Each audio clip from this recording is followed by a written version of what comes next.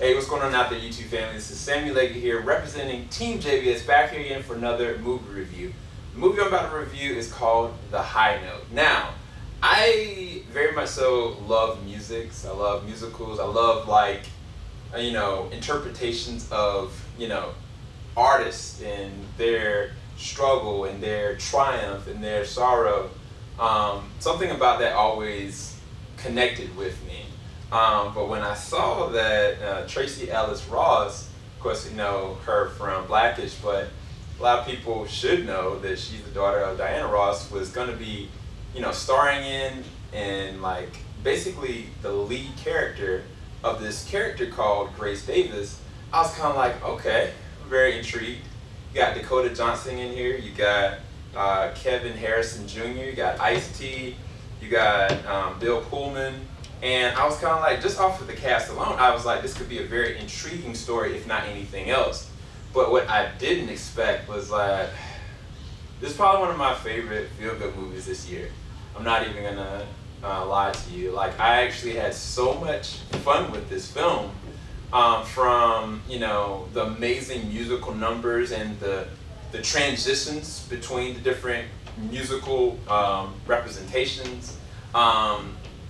The account of different artistry, the main character, Dakota Johnson's character, she works underneath Grace Davis, which is Ross's character, as her secretary, but she has this love and affinity for classic artists. There even is different nods to Aretha Franklin and so many countless other artists, that the way that this was written, it paid so much homage to those amazing artists of the past, present, and what the capability of an artist could be, even at a certain age or even at the youngest age. I think the representation of music is in this film, specifically the musical numbers though. Kevin Harrison and Tracee Ellis Ross do some of the best musical performance. I don't want to sit there and say it was them. I know for a fact Tracee Ellis Ross did do a big bulk of her songs, but I had no idea that Kevin Harrison was able to sing, and if he did do that, ups to him, because I've been a fan of his since Waves. And one of the things about Kevin Harrison in this one is he plays this kind of shy, charismatic, mysterious kind of role of a person that gets connected to Dakota Johnson in a weird way, but it's their chemistry and their story arc is one of the most interesting, engaging parts, because I start to realize, I was like, I thought the whole entire time this was going to be about Grace Davis. This was going to be about, Tracee Ross's, character and her dissection. And it very much so is. But in so many different semblances, it also is very pivotal to every single scene that Kevin Johnson's character, David, is in, as much as even Dakota Johnson's character. And that's what I thought was very interesting about this, because I was thinking about this is just going to be just a linear story, but no, there's different multifaceted. And the way that they interconnect, towards the third and second act, it's very, very engaging, very interesting. This movie was actually directed by Nisha, I'm going to get the last name wrong, I'm sorry, Ganatra. And I think that between her and Flora Greason, who wrote this, I think they understand, music, art, comedy very well, because there's so many different moments, when Dakota Johnson's character is working with Tracee's character, and I was kind of I was just caught off guard with just a random laughter, and also some of the most beautiful moments as well. There's one moment where the character Grace Davis is having a real intimate conversation with Dakota Johnson's character, and they're in a bathroom, and it's just a very raw and expressive line of dialogue, when it's interpretation of what it means to really actually be an artist, what it actually means to be in the industry, even being a legend in the industry. What does that actually mean? What does that do to a person's psyche? As well as there's certain moments with Ice Cube's character plays the role of Jack. Jack is the manager of Grace Davis. And I think that I would have liked towards the third act to him kind of have a more well-rounded out character in terms of certain relationships outside of the character Grace Davis. But I think that the moments that he did have, he was very unrelenting and very to the T. Like, he wasn't like compromising anything. And I thought that that was still really good. But to me, one of the highlights of this that like really surprised me was Kevin Harrison Jr. Like, I loved him in ways. I was kind of like, man, this kid can really act. And then I started seeing him in other things, and I was like, I realized even the movie that I looked at, it was the last year, Photograph. I was kind of like, he was in it, but I was kind of like, man, every time he was in it, like, he stood out, you know.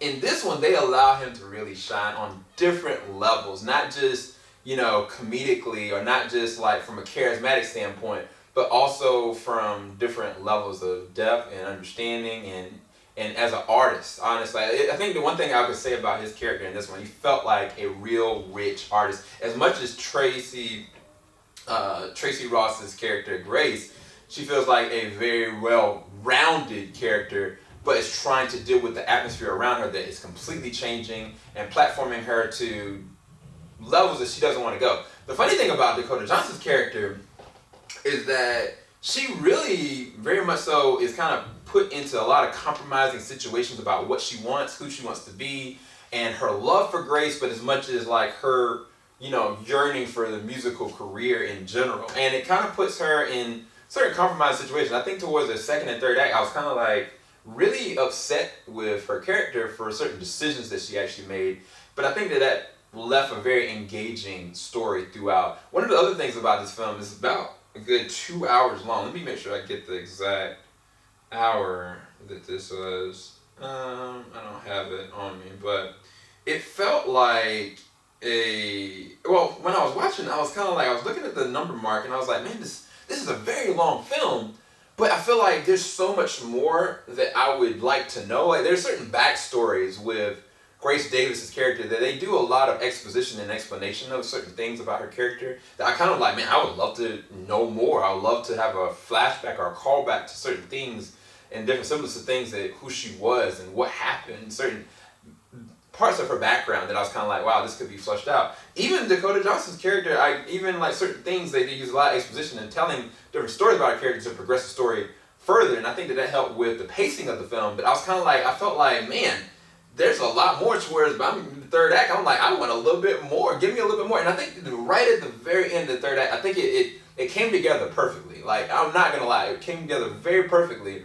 But there was a moment right before that kind of like, it felt like a quick skip. And I was like, man, just like a little bit longer, you know. This is one of those films I'm gonna actually buy. I'm gonna buy it on digital. It is available right now, so you can definitely go and check it out. I think you're gonna really love it if you are a lover of music. If you're a lover of, you know, just comedy and art and just natural drama and progression of what a human is trying to do to achieve as much as they're trying to get through. And I think that this story is very good, and I think it has something very excellent to actually say. I would give this a 9 or 8.5 out of 10. Definitely one of my favorite films this year, and I'm definitely going to be watching it with my wife later on this afternoon. I think it's going to be a really great date movie. It does have language. I think that there's some language in this that's kind of unnecessary in certain aspects, but I think it just allows for natural progression of dialogue and different comedy moments that I think, you know, naturally would be in open dialogue, but there's not like, you know, like nudity and a lot of vulgarness and a lot of like extra, you know, drama just for the sake of drama. I think that a lot of it, you know, based on the characters' progressions and their consequences of what they do, it all comes to a certain note. And I think that that is one of the most interesting things. But again, I cannot stress enough, the music in this is actually, when the music's going, you're going to really love it. And I think that the expression of the different artists through the past that they really take note of and talk about and express is very rich in the way that it was actually scripted, as well as it was actually executed through the actors that did it. So definitely go and check out The High Note. I think you're going to enjoy it. Keep it locked. JVS, we ain't going to stop. Make sure you leave a like, hit that subscribe button, and we'll talk to you guys later. Peace, guys.